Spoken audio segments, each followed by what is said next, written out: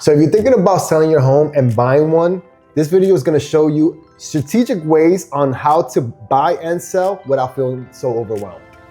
We come up with a game plan depending on your goals and your situation. Every situation is different. So we're probably gonna do a macro view of the things you can do if you need to buy and sell. A lot of times people don't wanna sell yet because they haven't found their home and they start shopping around, but that works against your favor because let's say you do find a home that you like and now you have to list your home and you're scrambling. You're trying to hurry up.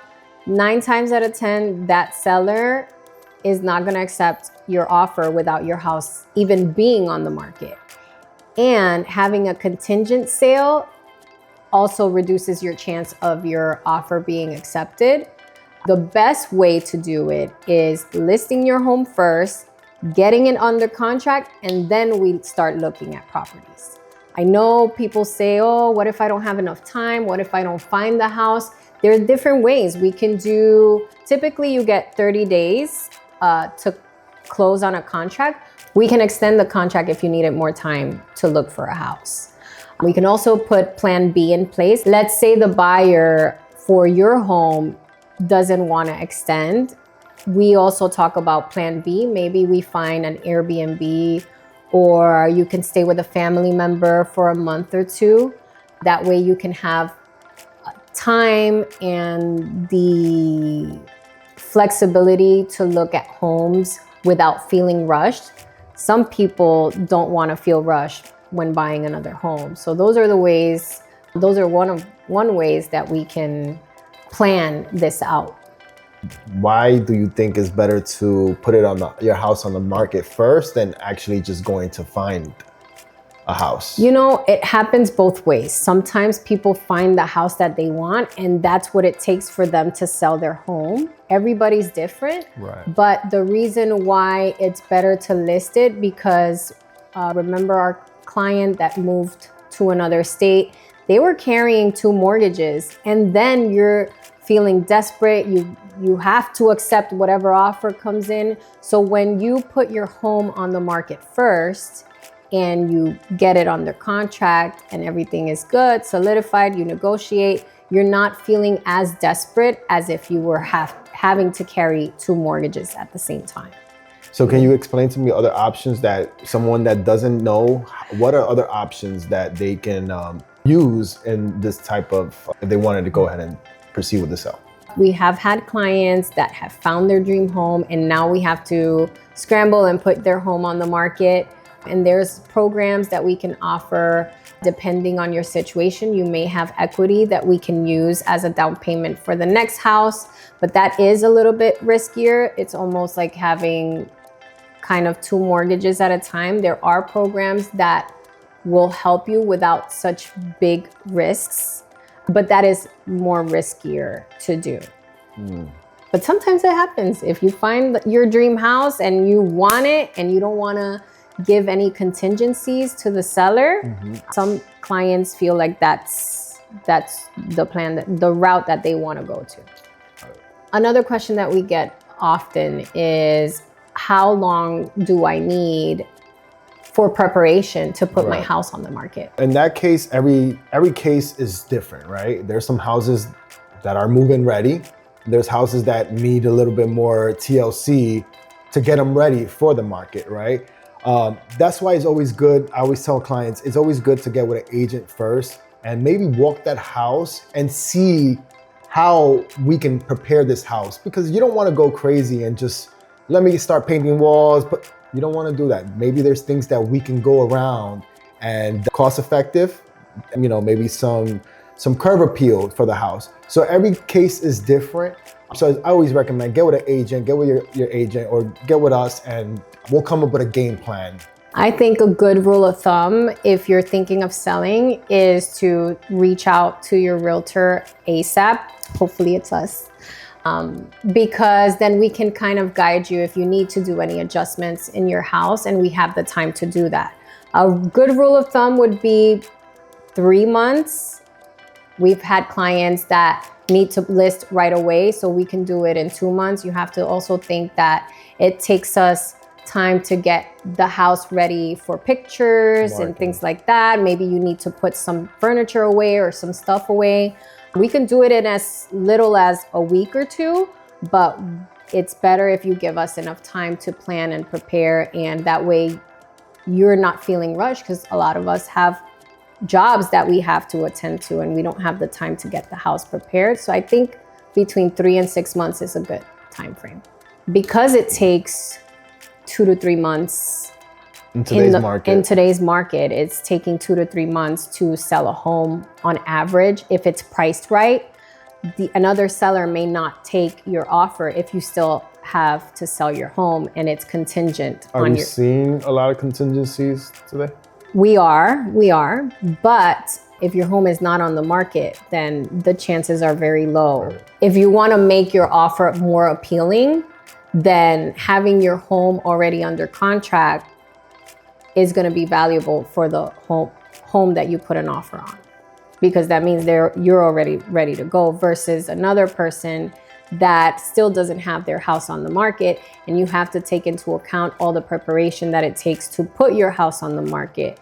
So that's why if you find a house that you like and you have to sell your home, the chances are very slim that they won't accept it if your house is not on the market yet, because it does take a little bit longer in this market. The good thing is that when we have a buy and a sell, we can kind of coordinate the dates and adjust it where we can close on your house one day, and on the next day we can close on your new house. We can even do it the same day too. So that way you're not having to move twice and you're moving seamlessly to the other house. So what are one of those things that have to get done so this can happen seamlessly? Typically, you can get approved within 24 hours to 48 hours, and there is a length of time that pre-approval is valid for. So it depends on if your home is priced properly. If it's priced to sell right away, then we would need to do the pre-approval right away. But if we're priced at a higher price point, then it does take a little bit longer. So we want to make sure that you're at least under contract so that we can start the pre-approval process and the home shopping process. Always have a backup plan, right? You want to make sure that, because sometimes these transactions can say 30 days, but you've seen it happen and we take a little longer. So I always say housing, make sure that you get maybe an Airbnb for the time being. Maybe even we can ask the sellers, maybe can we rent your home for a couple of days while the whole transaction is getting closed? Yeah, there's ways that we can add a post-occupancy. That means you can rent your own home from the buyer after they've bought the house, and you can stay a little bit longer if you need to, so that you can have that extra time. So there's different options. Mm-hmm. We've been asked, what if I had to carry 2 mortgages? It's not ideal. Nobody wants to carry 2 mortgages. But if you want to avoid that from happening, I would say we need to price your home the right way. If you're already under contract on another house, we need to price it correctly so that it sells at the same time. We can also time both closings so we avoid having 2 mortgages. We've had clients that want to buy another home because life changes, lifestyle changes, they have a growing family, but unfortunately they may not have enough equity to sell their home. And we have to tell them, like, listen, there's no way of selling your home. We've had clients that have had no choice but to sell their home without any equity and come out of pocket. And there are ways to avoid that. It's not ideal. It's not a fun process, but we've had to have that conversations with clients, like, you need to stay in your house a little bit longer.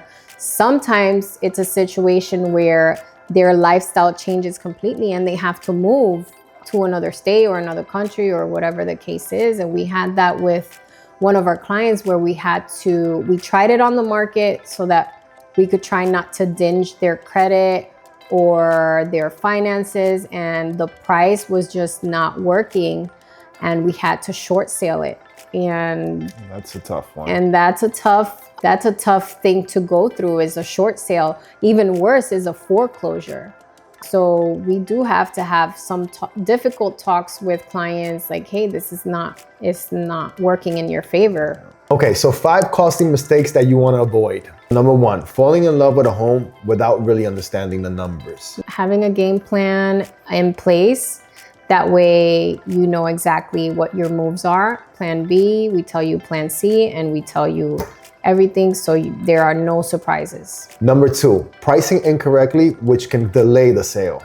Yep, so you gotta be careful. If you overprice and there's a house that you've been eyeing, that means you're gonna stay on the market and somebody can swoop that house. So pricing it right to sell from the beginning is gonna reduce all the stress in the world. Okay, number 3, waiting too long to prepare your home. Yeah, you want enough time. You want to have time to meet with the experts, hopefully, so that we can give you all the game plan and give you a timeline of how everything should move. So number 4, working with an agent that's only working on one side of the transaction.